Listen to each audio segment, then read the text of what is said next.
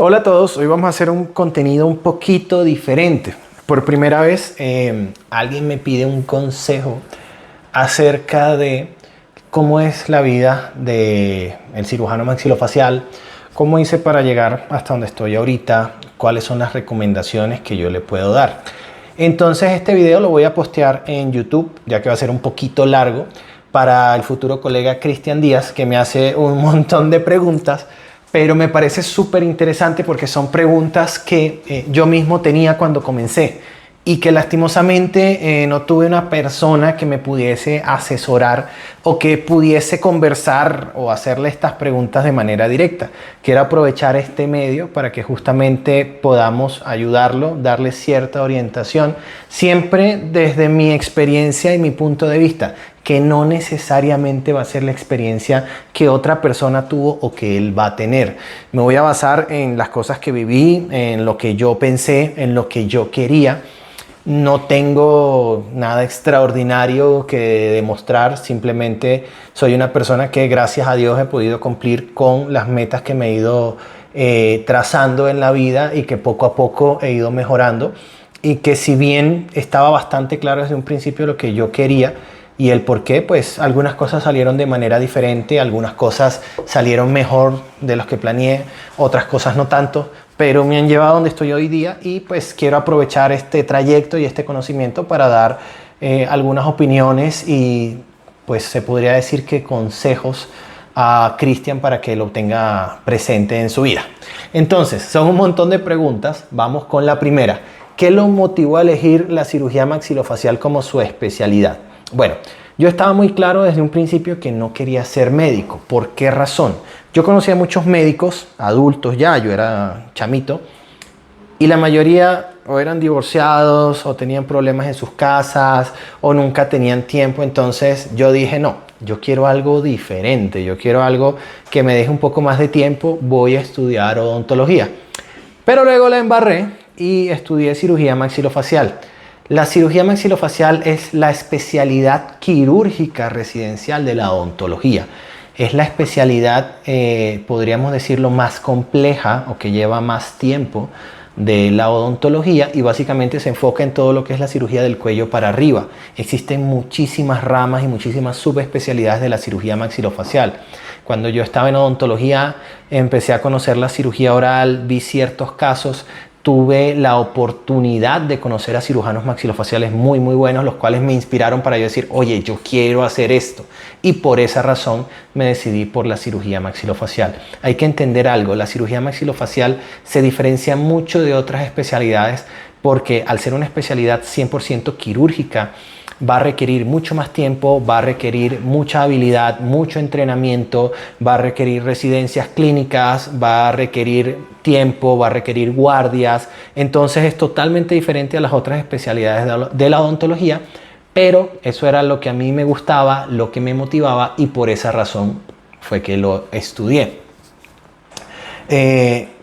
Si bien en un principio no tenía claro qué especialidad quería tener cuando comencé la odontología, sí estaba muy claro de qué no quería hacer y ese puede ser un buen punto de partida. Por ejemplo, a mí no me gustaba la odontopediatría, a mí no me gustaba la periodoncia, a mí no me gustaba tanto la rehabilitación, entonces como que ya tenía más o menos la guía de que me quería ir hacia algo quirúrgico y pues terminé decidiéndome por la cirugía maxilofacial. Saltamos directamente. ¿Cómo fue su experiencia durante la residencia y cuáles fueron los aspectos más desafiantes? Bueno, yo hice la especialidad de cirugía maxilofacial en la Universidad Javeriana de Colombia, en la Pontificia Universidad Javeriana, una especialidad de 4 años con residencia. ¿Qué significa?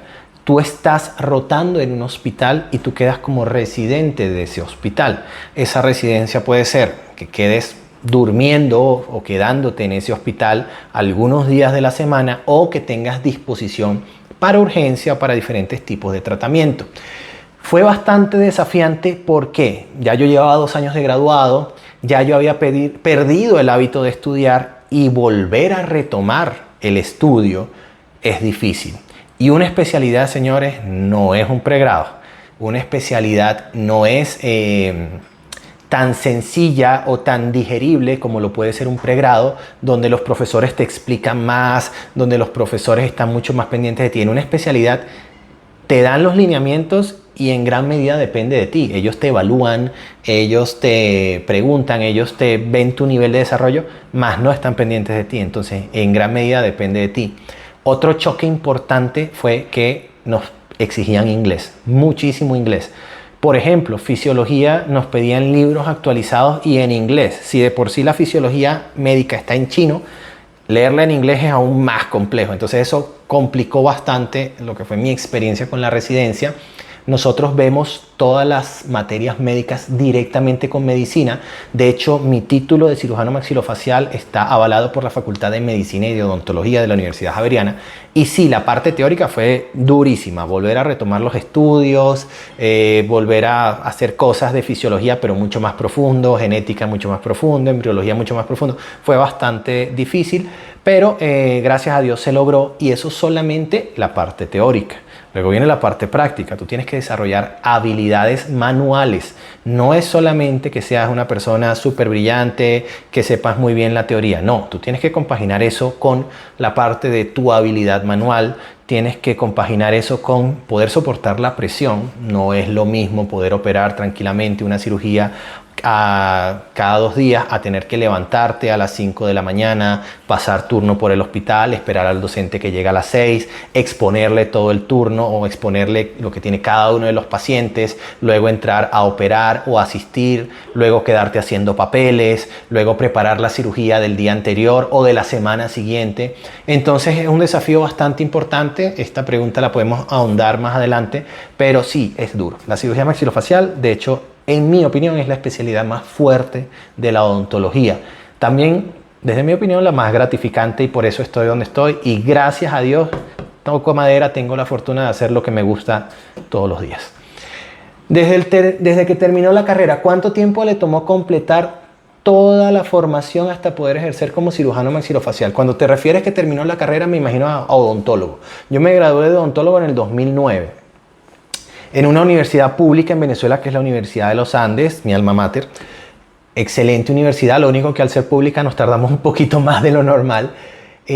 Básicamente estuve trabajando 2 años reuniendo capital. De hecho, logré montar mi consultorio allá en Venezuela. En esa época pues logré juntar suficiente dinero, y parte del arriendo de ese consultorio fue lo que me ayudó a mantenerme mientras estaba estudiando aquí en Colombia.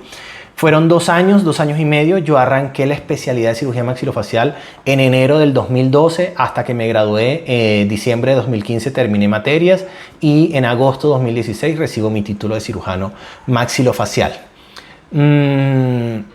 ¿Cuánto tiempo? Pues si tú me preguntas, lo ideal es que tú te gradúes de odontólogo e inmediatamente comiences a hacer el posgrado. Es lo ideal. Durante esos 2 años trabajé.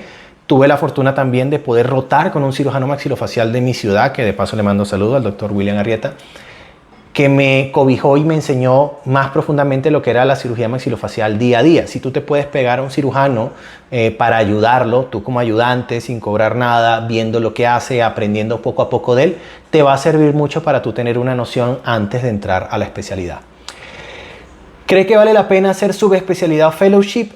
¿Y en qué áreas recomendaría? Pues vamos de atrás para adelante. El área que yo recomiendo, pues a mí me gusta la estética y por eso lo hago, pero va a depender de la que a ti te guste. La cirugía maxilofacial tiene muchísimas ramas. Tú te puedes especializar en ATM, tú te puedes especializar en trauma, en reconstructiva, te puedes especializar en microvascular. Tengo muy buenos colegas que hacen microvascular.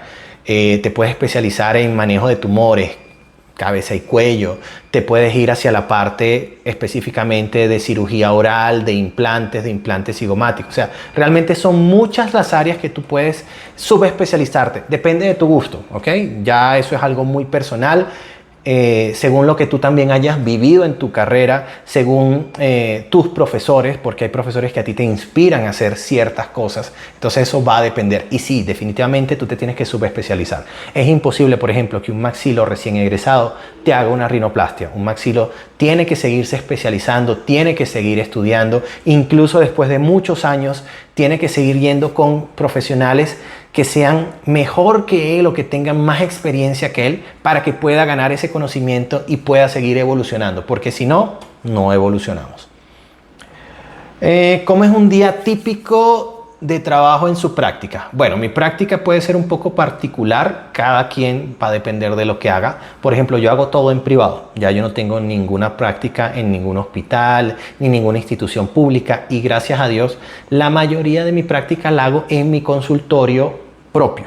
Ya no trabajo para otras clínicas o hago casos muy puntuales. Lo que significa que tengo la gran fortuna de que vivo cerca de donde trabajo, mis espacios para transportarme son muy pocos, tengo mi espacio de trabajo con mi instrumental, mis equipos, mi propio auxiliar, y eso me garantiza que las cosas se hacen como se deben hacer, como me gusta que se hagan, y en un espacio donde es muy agradable. Yo tengo una excelente vista, tengo un muy buen espacio, muy buena iluminación, entonces ya no tengo que estar saltando de un sitio para otro. Al principio, recién graduado, yo era el maxilo mochilero, me la pasaba en diferentes consultorios como le ha tocado a la mayoría. ¿Para qué? Justamente para poder tener muchos casos. Gracias a Dios, hoy tengo un buen banco de pacientes, colegas, conocidos, otras clínicas me refieren pacientes.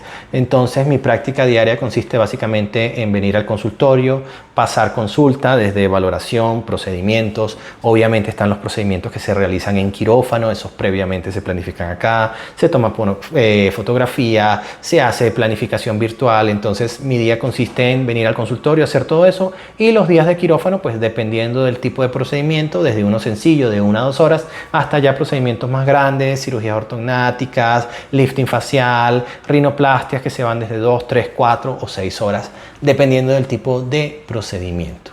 ¿Cuáles son los procedimientos o casos que más frecuente atiende? Hoy en día el procedimiento que yo más realizo es la liposucción de papada. Ese es el que yo más realizo en cantidad. De ahí me he derivado a muchos otros procedimientos: submentoplastia, cervicoplastia, lifting facial. También he hecho mucho estudio en rinoplastia, que es lo que estoy tratando de potenciar en mi consulta. La rinoplastia, donde he tenido, gracias a Dios, muy buenos resultados. Sigo aprendiendo. Hace poco estuve en Bolivia, en Tarija. Un saludo a los profesores. He podido rotar desde mi primera rotación en México con el doctor Montes de Oca, en Quito con el doctor Michael Kicilema.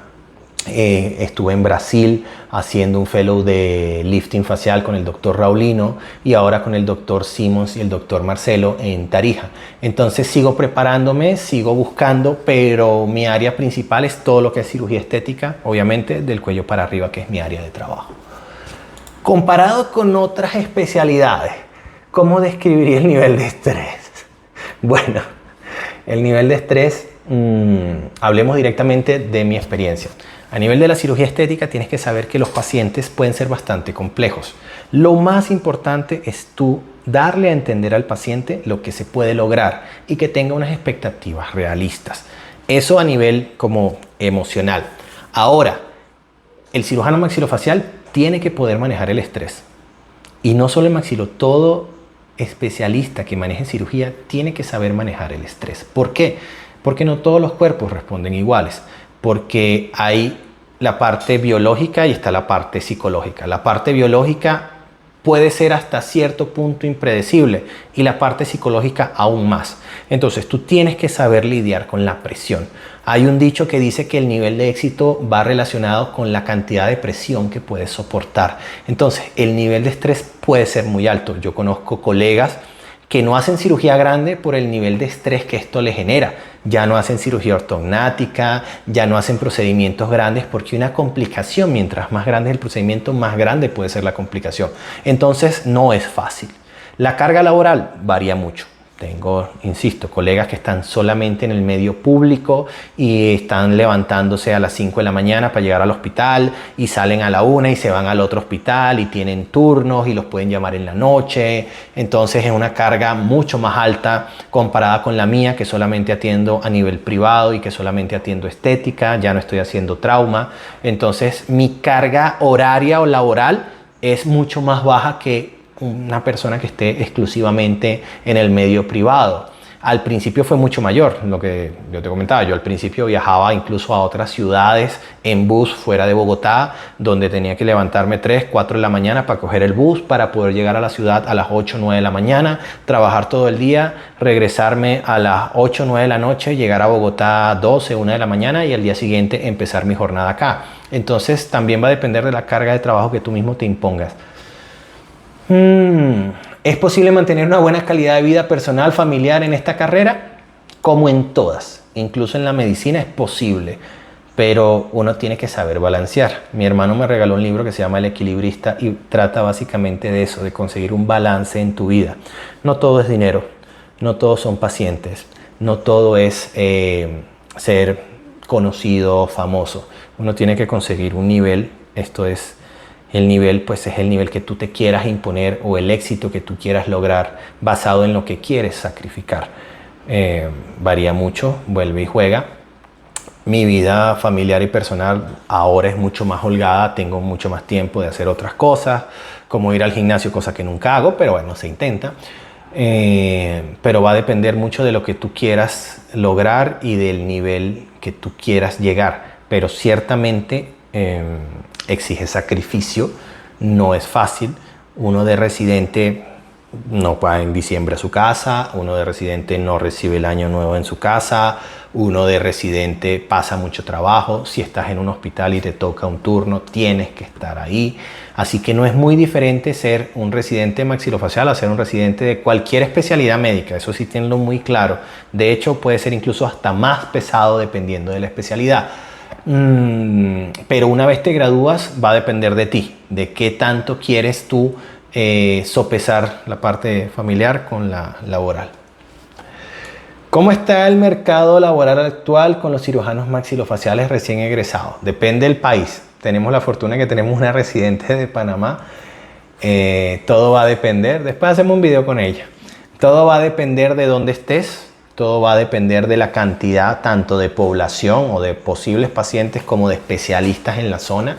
Bogotá es la ciudad que más maxilofaciales tiene en toda Colombia, entonces aquí hay bastante competencia, pero claro que hay mercado laboral, claro que lo hay. Obviamente tú tienes que buscar la manera de destacar, ya sea con un tratamiento que no sea necesariamente estético, con instalaciones bonitas, con buena calidad de equipos, con manejo, o sea, hay muchas maneras de tú destacar en un mercado, pero tienes que conseguir como que tu nicho, y si a ti te gusta lo que haces es mucho más fácil hacerlo. Pero sí, los mercados, hay mercados que están un poco más saturados que otros, pero créeme, hay suficiente mercado para todos. Hay gente que vive mucho mejor en ciudades pequeñas o medianas. Yo conozco especialistas que tú vas a su casa en otra ciudad y tú dices, wow, tiene una casa de 300 metros y uno tiene un apartamento de 50 metros en Bogotá y paga el doble. Pero pues ya depende también de lo que tú quieras y de lo que escojas. ¿Qué tanto influyen las recomendaciones o contactos en el desarrollo profesional dentro de este campo? El networking es clave. Uno incluso en los congresos va a aprender, obviamente, pero uno hace muchos contactos y uno habla con otras personas y uno pide consejos, uno pide ayuda. Incluso te voy a decir que en mi mundo de la parte estética, inicialmente fue como una curiosidad con mi primera rotación en México con el doctor Montes de Oca, pero luego cayó la pandemia, lo paré y regresé en un congreso y conocí a un gran amigo que es el doctor Michael Kicilema, que él hace ortognática mínimamente invasiva con rinoplastia, él hace ortorrino.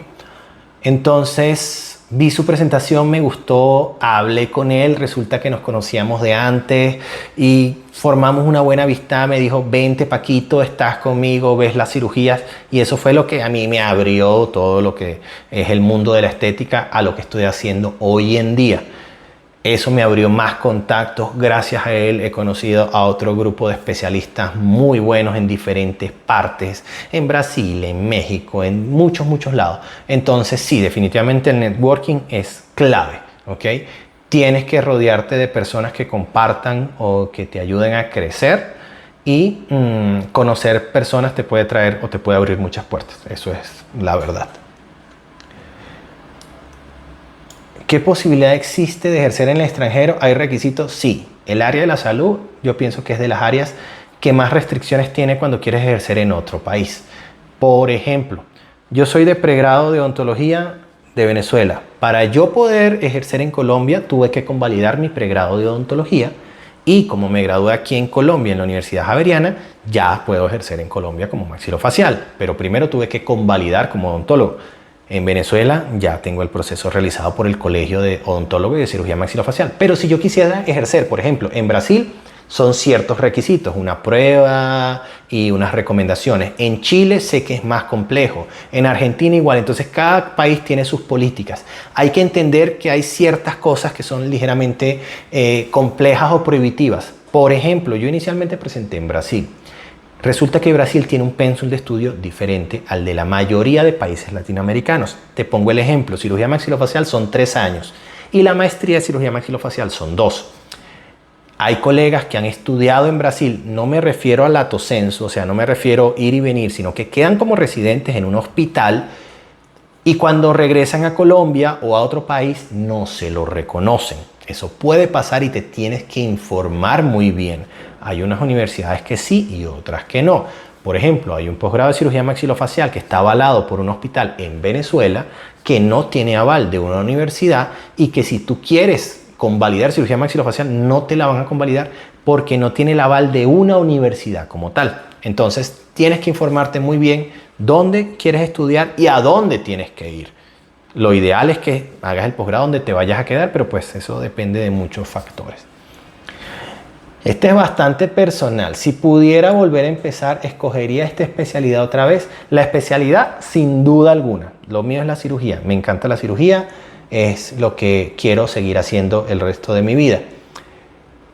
Quizá en vista de los problemas que siempre hay cuando un cirujano maxilofacial hace cirugía estética, que siempre hay roce con plástica y con otorrino, que nos dicen es que ustedes son odontólogos. Todo el mundo comienza de alguna parte. Nadie nace siendo médico, uno arranca el kinder, luego la primaria, luego el bachillerato, luego la universidad y luego la especialización. Y sí, ciertamente, yo soy odontólogo, con mucho orgullo lo digo, y nosotros tenemos una preparación, si bien es diferente a la del médico, tiene sus ventajas, ¿okay? Entonces, me hubiese gustado manejar o haber pensado en medicina, luego cirugía general y luego cirugía plástica. Puede haber sido otra opción, pero en cuanto a la especialidad de odontología, definitivamente la cirugía maxilofacial es lo que me gusta. Volviendo al tema de la diferencia entre plásticos, otorrinos y maxilos, a mí me gusta mucho, y tú hiciste una pregunta más adelante, nosotros nos preparamos durante 5 años en toda esta zona y luego nos ampliamos cuando hacemos cirugía maxilofacial. Mientras que el médico es de acá hasta acá, entonces muy general, muy poco específico. Y cuando hace una especialización justamente es para centrarse en algo. Entonces el plástico vuelve a ser de acá hasta acá. Si quiere hacer algo más puntual, tiene que seguirse preparando. El otorrino ya se da más cerrado, pero igual tiene una formación diferente, pero creo que cada uno aporta su grano de arena a lo que es específicamente la estética. Entonces, no, definitivamente, especialidad otra vez, cirugía maxilofacial, sin duda. ¿Hay algo que le hubiese gustado saber antes de comenzar la formación? Inglés, güey. Saber bien inglés. Si tienes tiempo, aprende bien inglés. Es una herramienta fundamental, te va a abrir muchas puertas y te va a dejar comprender mejor, porque tenía que leer las cosas 3 o 4 veces, en algunos casos traducir, es mucho más complejo. En cuanto a la especialidad, que si me hubiese gustado haberme decidido antes por la parte de cirugía estética, haberme recién graduado de cirugía maxilofacial y empezar de una vez a buscar estética,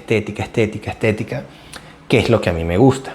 ¿Por qué? Porque yo pues lo pensé, yo dije, no, me gusta el trauma, hice algunos congresos de trauma, hice algunos congresos de ortognática, hice algunos congresos de ATM, entonces estaba como tirando para muchos lados hasta que definitivamente después vi cirugías más grandes como son el lifting y la rino y yo dije, me enamoró de lo que quiero. Pero me hubiese gustado tener mucho más claro desde un principio hacia qué me quería subespecializar. ¿Ok? Eso, mira, al principio uno puede tener una idea preconcebida y capaz que te termina gustando la endoscopia o la cirugía endoscópica de ATM y terminas yéndote por esa rama. No hay manera que lo sepas hasta que no lo veas.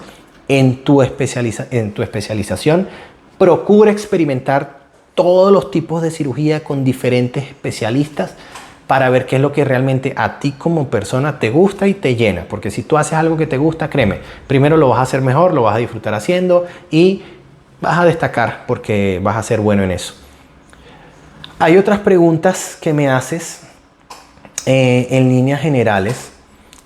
Comparación entre medicina y odontología, especialidad de cirugía maxilofacial, por qué fue que me gustó, qué materias hay que convalidar. Bueno, hay un montón de cosas. La cirugía maxilofacial tiene muchas ramas, tienes que ir buscando lo que te gusta, hay que estudiar mucho. Un buen cirujano es una mezcla de conocimiento y de habilidad. No puedes tener uno sin el otro para ser un buen cirujano. Tienes que acompañar ambas cosas. Tienes que ser, desde mi punto de vista práctico, coherente. Dependiendo del área en la que te vayas, tienes que desarrollar ciertas cosas, como por ejemplo, para la parte estética tienes que desarrollar cierta empatía con los pacientes, pero también tienes que ser bastante directo.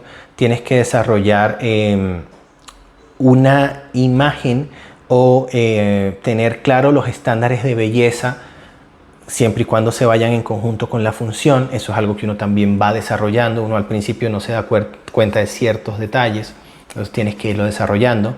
Yo tengo una segunda especialidad que es en armonización facial.